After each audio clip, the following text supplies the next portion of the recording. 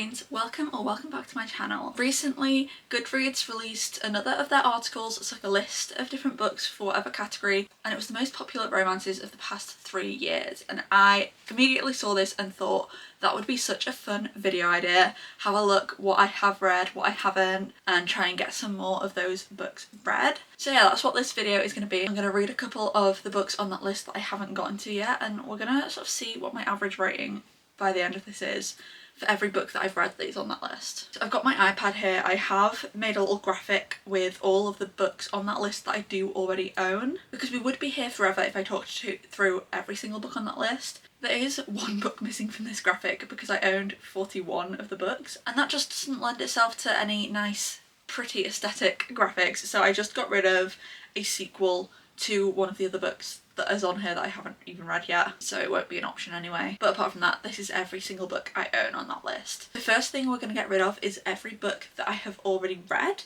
So that gets rid of Funny Story, Part of Your World, Yours Truly, Love Theoretically, Flawless, Terms and Conditions, Mile High, Final Offer, Heartless, Powerless and Reckless. Next we're going to get rid of any book that is a sequel to a book that I have yet to read, and so I wouldn't be able to read that book without reading another book for it. That eliminates Iron Flame, House of Sky and Breath, Twisted Lies, The Ashes and the Star-Cursed King, Wild Love, because even though this is the first in a series, I want to read one Elsie Silver series at a time, Wild Eyes, Songbird and the Heart of Stone and Love Unwritten. Next job is to remove anything that I already have set plans for, so it might be a video idea or it might be that I want to read at a specific time of year. So that is getting rid of Fourth Wing, The 7-Year Slip, When the Moon Hatched, Hopeless and Juniper Hill. And I think that leaves us with all our options that can actively be chosen for this video.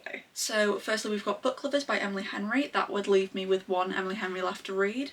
We've got Things We Never Got Over by Lucy Score. I've not read anything by Lucy Score yet, but I do have a couple of her books, and it's actually the sequel to this that I removed off the graphic. We have Every Summer After by Carly Fortune, again another popular author that I've not gotten to yet. Serpent and the Wings of Night. I'm not fully sure about this one because I did soft DNF this last year. It was nothing to do with the book, it was because I was in the height of 3rd year of uni. I didn't really have time to put my energy into focusing on a book, particularly a fantasy, which obviously takes a bit more energy to read than a nice fluffy little romance, and so I soft DNF'd that to come back to at a later date, and I'm not sure if now is the time for that. Just for the Summer by Abby Jimenez. This would mean that all I need to do to finish that series is read the little novella, so that would actually help me make progress in some of my reading goals for the year. Before I Let Go by Kennedy Bryan. I again own a couple of her books but haven't read anything from her yet. Bride by Ali Hazelwood. Obviously I love Ali Hazelwood's books, but I have just read an Ali Hazelwood for another video, so maybe I want to split that up a bit, I'm not sure. The Secret Society of Irregular Witches by Sangu Mandana. I feel like this is a bit more of a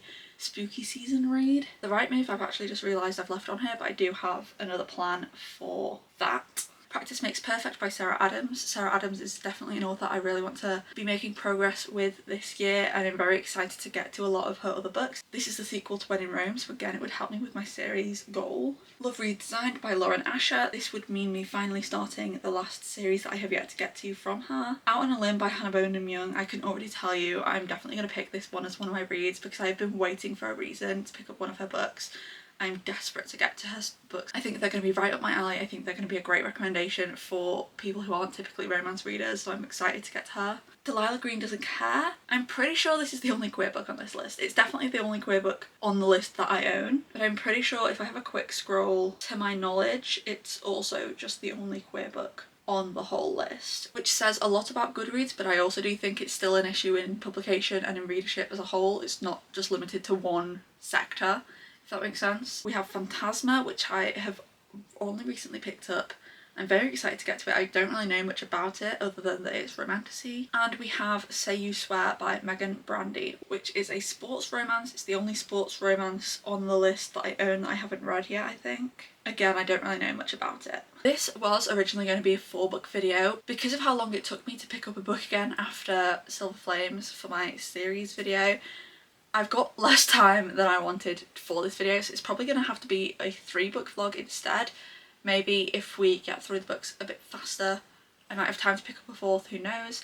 But I'm also going to try and stick to books on the shorter side as well for the same reason. Not going out of my way for short books, but like avoiding the long books. So for example here, off the top of my head, Things We Never Got Over and Love Redesigned are both like over 500 pages, I want to say, or around that mark, so I'm not going to pick those up. I think I want to pick Delilah Green Doesn't Care up just because, like I say, it is the only queer book on the list and that is ridiculous, and so I want to at least read the one book that is queer on here. So that is my first 2 books picked because obviously, like I said, I'm definitely going to read Out on a Limb for this video. And then I think I'm picking between Practice Makes Perfect and Just for the Summer. They're just like the ones that are calling to me. I did recently read an Abby Jimenez again. I think it was for my last vlog. So I'm going to go Practice Makes Perfect. And then we'll see if I get through all 3 of those, if I pick up another. But I think those are going to be the 3 books I at least aim to read for this video. Okay, so these are the 3 books I have picked to start off my plans for this video. I think this is going to be the first one I pick up just because this is the one that I was immediately drawn to, the one that I was like, I'm definitely going to be reading this as soon as I saw the list. And we'll see which order I get to the rest once I've actually finished this one. But yeah, I am excited for all 3 of these books, so I can't wait to get into this vlog and see what my thoughts are. I finished Out on a Limb by Hannah Bonham Young last night and I am giving this a 4.75 stars. I really enjoyed this. There isn't even anything particularly wrong with it, it just didn't quite have that 5-star feeling to me. But this has made me so excited to get to the rest of Hannah Bonham Young's books because this was beautiful. It was so beautifully written. There was so much substance to it, but I'll give you a little synopsis first. So we are following Wyn and Beau and they meet at a Halloween party and they have a one-night stand. Both say they aren't really looking for anything serious and that is that, except 6 weeks later Wyn finds out that she is pregnant. She decides to keep the baby and she contacts Beau to let him know, and he immediately wants to be part of this baby's life, wants to support her throughout the pregnancy. They decide that it's best for them to start getting to know each other. You know, they had a one-night stand and they met that night. They are complete strangers to each other, but they're going to be having a baby together. So they decide they need to get to know each other, at least as friends. Even though Wyn very much knows that she would like something more with him, she doesn't want to risk it because of the fact that there's a baby involved, especially considering how previous relationships have gone. Both Wyn and Beau have limb differences. Beau had to have his leg amputated and Wyn was born with an underdeveloped hand, and this has had major impacts on previous relationships for both of them. Even though they're both quite confident people in their day-to-day lives, it has definitely impacted their self-confidence when it comes to relationships and feeling loved. A big part of that is because of how both of their most recent relationships have acted regarding their limb differences. And Hannah Bonham Young actually does have the same limb difference as Wyn, and she has an author's note at the start, which honestly, I read that and I instantly knew this book was going to be so impactful, because she basically talks about how she was always made to feel like she would never be a good mother because of her hand. There would be people who wouldn't let her hold their babies, and there's just all these phrases like, when you have kids you're going to need an extra set of hands, you're going to have your hands full, all this. It made her feel like she couldn't be a good mother because of her hand,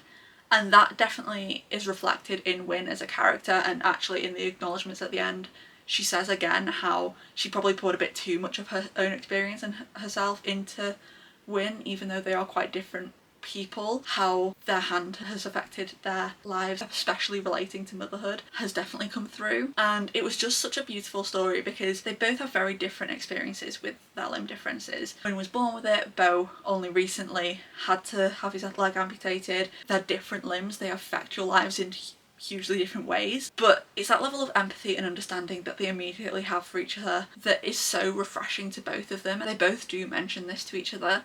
And sort of later down the line, Wyn talks about if her child ends up being born with a similar limb difference, how that would mean that they have empathy from experience, and if they're born with all 4 limbs, as they say in the book, that will just be down to her and Beau then to teach that empathy instead. Sorry if the angle has changed a little bit, my battery died so I just had to recharge it, but I'm back. This book just has so many like hard-hitting things about it. Beau's mother died when he was very young. We later find out why. I'm not going to talk about that too much because it is quite late on in the book, but it has this such deeper layer of understanding about who he is as a person, and you just feel for him so much. And you know, Wyn loves her mother, but she does have a bit of a complicated relationship with her, and she was kind of left with nothing after her past relationship. He really used her for what he could and then left her to the dust, and she has been living in a horrible apartment really for the past 4 years. Beau actually ends up offering for Wyn to move in with him because it would make both their lives easier. Not only would Wyn be in a better place living while she's pregnant, but it also means that he can be there to support her throughout the pregnancy, and also when the baby is a newborn he would be able to help her in the night. She would only have to be the one to get up if the baby needed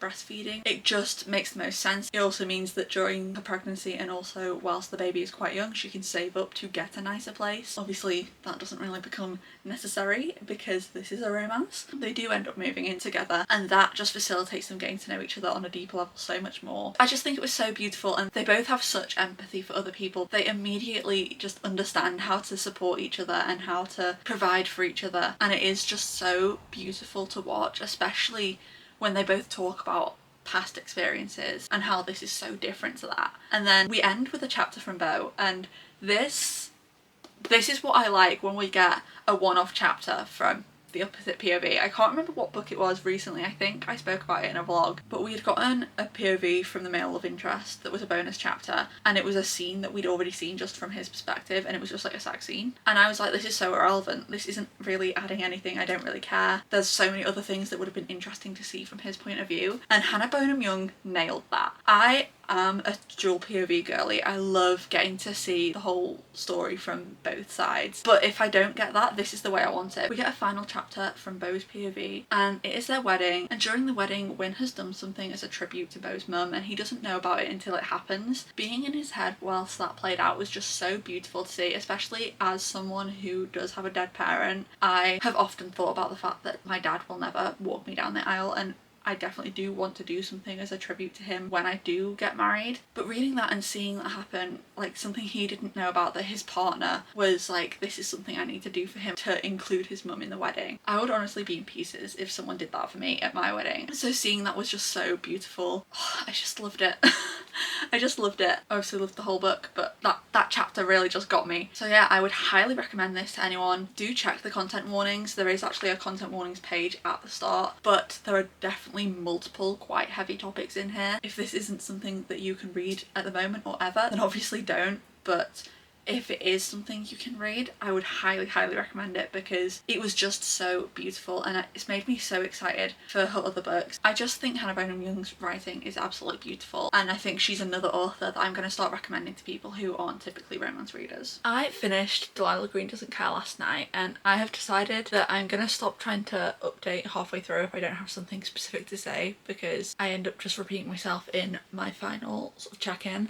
So that's why you're not getting a mid-book check-in with this, because I feel like most romances I don't really have much to say in the middle. It's the overall thoughts once I get to the end that I feel like is actually something to say, you know? I'm giving this a 4 stars. I really did enjoy it. There were a couple things that did annoy me, but overall I enjoyed it. I am a vibes rater, so some people might think, oh, like the amount of things you didn't like about it, like that would bring it lower to me. I was still like giddy and giggling throughout the whole book, and to me that is like a minimum 4-star book to me. So in this we are following Delilah Green, and she is a photographer. She wants to be a professional photographer in the sense that like she sells her photographs, but she's currently sort of doing wedding photography, event photography, and then doing gallery stuff like as and when she can. And her stepsister has hired her to be her wedding photographer, but they do not get along at all. She doesn't really understand why she even wants her there. They never got along. Their parents married when they were 8, but then Delilah's dad died when they were 10, and ever since it's just been her stepsister and her stepmother, and it was very clear to her that they wanted nothing to do with her. So Delilah comes back to her hometown for this wedding, and on her first night she meets Claire in a bar. Now Claire is one of Delilah's stepsister's best friends, and she is always referred to her stepsister's group of friends as the Coven because they were all mean to her, but she also always had a crush on Claire, and seeing as Claire is clearly hitting on her and clearly doesn't recognise her, she sees it as a great opportunity to get under the skin of her stepsister, because she knows it would really annoy her to know that they had slept together. Nothing does happen that night because her stepsister arrives at the bar and Claire realises who she is, but it's very clear both women are extremely attracted to each other. We're following these two women as they're going through the pre-wedding events, and it's very clear they both are interested in each other. From Claire's point of view, she's like, oh, I know this woman only really does casual and that's not really my thing. Also, I know it would really hurt my best friend. From Delilah's point of view, she's like, oh, I really want to annoy my stepsister. But at the same time, more and more she's thinking she's just actually really enjoying the time that she spends around Claire and really enjoying her company. It's more and more about just wanting to be around her than it is about how that would affect her stepsister. Claire is also a single parent, and she's dealing with the fact that her ex is back in her life and back in her daughter's life. Even though they aren't entertaining a relationship with each other, she still is struggling very much to trust him, because obviously he is her daughter's father and he has hurt them both before by coming back into their lives, saying he was going to stick around and then disappearing again, and she is like, I can't handle watching my daughter go through that again as well. It also becomes very clear from Claire's POV that the whole situation growing up with Delilah and how she was treated by her stepsister isn't all what it seems to Delilah, because from Claire's point of view, Delilah is the sister who never gave her best friend the time of day. Delilah is the sister that made it very clear that she didn't care about them. It becomes clear pretty quickly that there is more to the story than we realise. I sort of guessed that going in because this is the first book in a trilogy, and the two other books, the names in the titles are the stepsister and the other friend.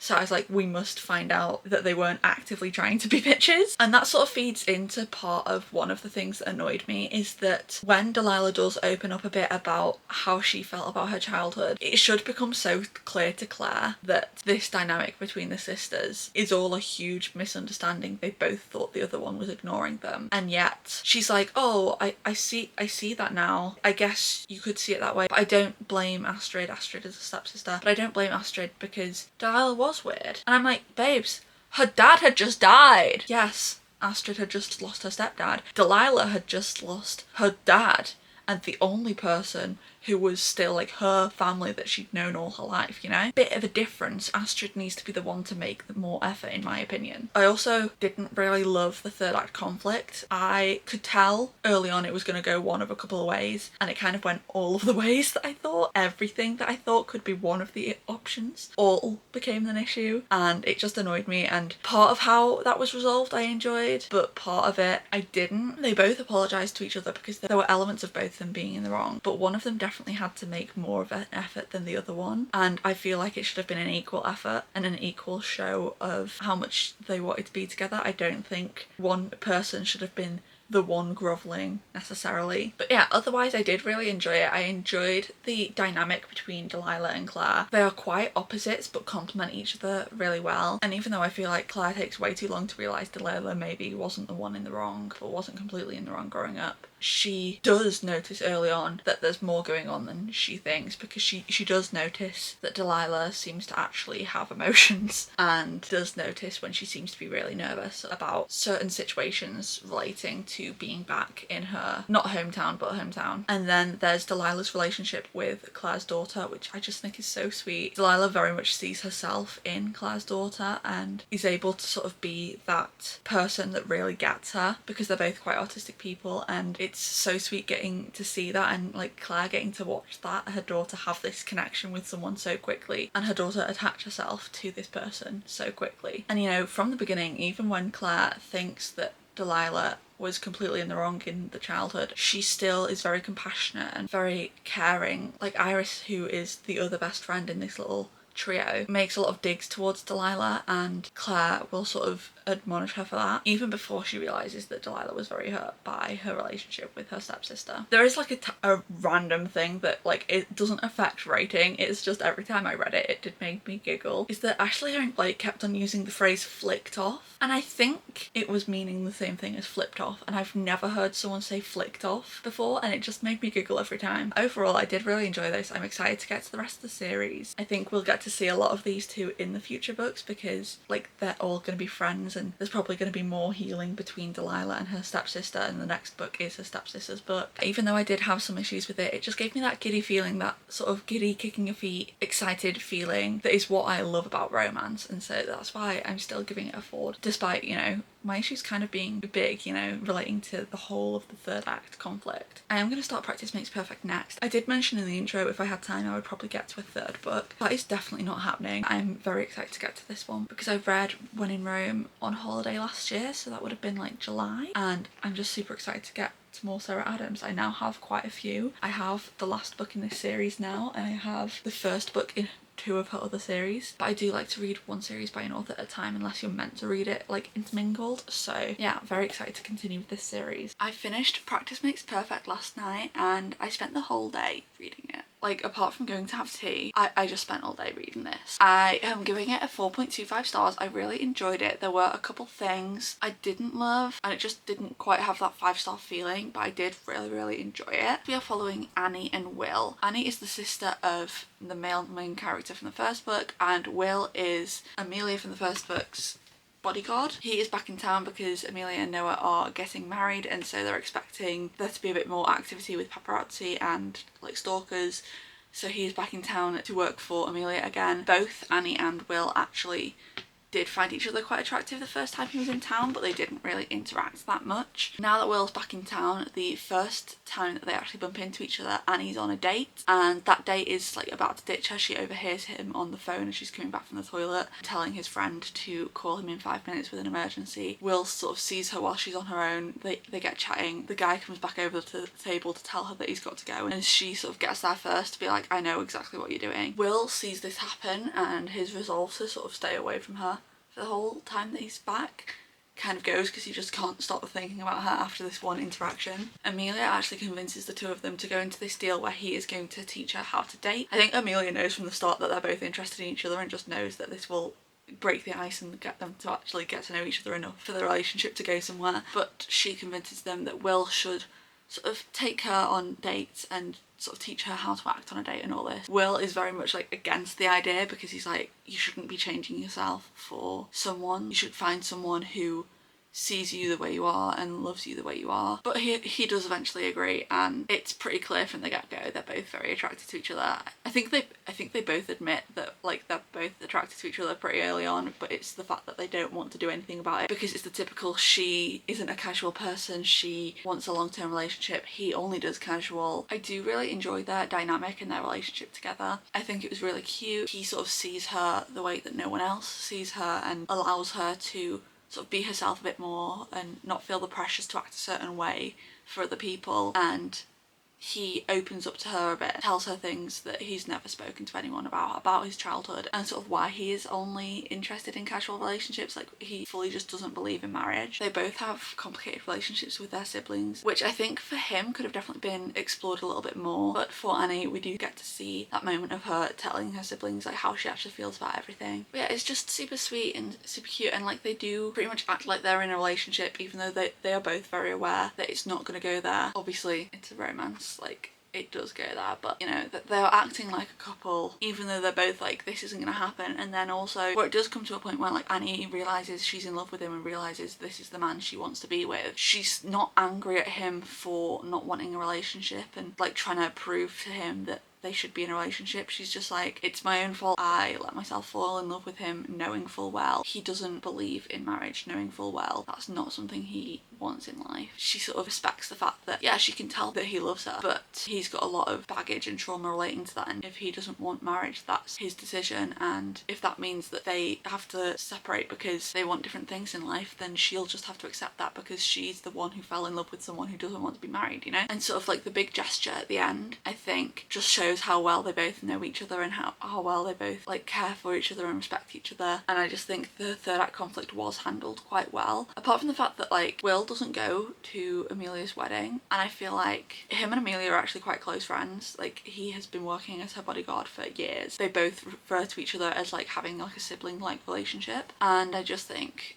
that there wasn't a need for him to not go to the wedding. Yeah, I did really enjoy it. It just didn't quite have that 5-star fully giggly kicking my feet feeling. Like, there was little moments where it did, but not to the extent that books that I have given 5 stars have. I nearly forgot to tell you that it did actually make me cry at one point. Both of Annie's parents died when she was really young, and she grew up without them, and she doesn't remember them, and she doesn't feel like she can talk to her siblings about them because she knows it's really hard for them to talk about. And there's a moment where she sort of opens up about that and talks about how she doesn't remember her parents and how that makes her feel and all this stuff. It's just something I very much related to because my dad died when I was 5. I don't remember him. Like, anything I do know about him is stuff that I've been told about him. I don't have memories relating to things we did together at all. So I very much related to that, and I don't know if that's the reason I cried or whether I would have cried regardless, but I was like full on like tears streaming down my face, and that's what pushed it up to a 4.25 instead of a 4 for me. There's like one really random thing that irks me, and I feel like I had this complaint about When in Rome. I can't remember. I know that I've complained about something like this about a book in the past, and I just have a feeling it's this. She just constantly says good gravy instead of like, I don't know, like good lord or oh my god or something like that. She says like good gravy. It just feels like, you know, when like kids TV shows are trying to find like a replacement for a swear, trying to come up with like cool quirky ways to like not say a swear word. To me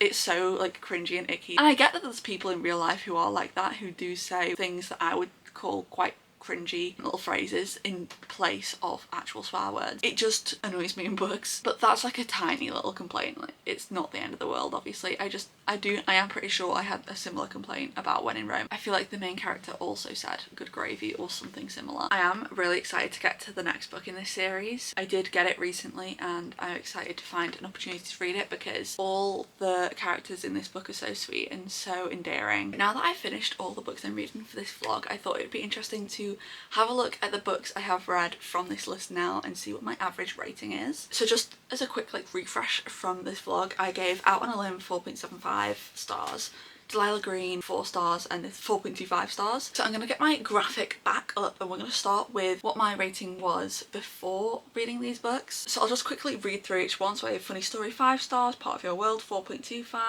Yours Truly 5, Love Theoretically 4, Flawless 4.5, Terms and Conditions 3.75, Mile High 3.25, Final Offer 3.5, Heartless 5, Quicksilver 5, Powerless 4, and Reckless 4.75. So before this vlog, my average rating for this list stood at 4.33, and then adding my 4.75 from Out on a Limb, that brings my average rating to 4.37. Adding the 4 from Delilah Green Doesn't Care brings my average rating to 4.34, and then adding the 4.25 from Practice Makes Perfect does bring my average back to 4.33, which I feel like that's a good average rating for this list. My lowest rating across any book I've read from this list is 3.25, which is a decent rating on my scale at least. And for across 15 books, my average to be 4.33 I just think is really good. Definitely shows that I need to be reading more books off this list. But yeah, if you got this far into the video, leave the flower bouquet emoji for Practice Makes Perfect. If you would like to follow me on Instagram, I do have a bookish Instagram which is always linked down below, along with all my other social medias, Storygraph, GoodReads, my personal Instagram, everything that I've got is linked down below. If you did enjoy this video, it would be much appreciated if you gave it a like, and if you'd like to see more from me, don't forget to subscribe. Bye!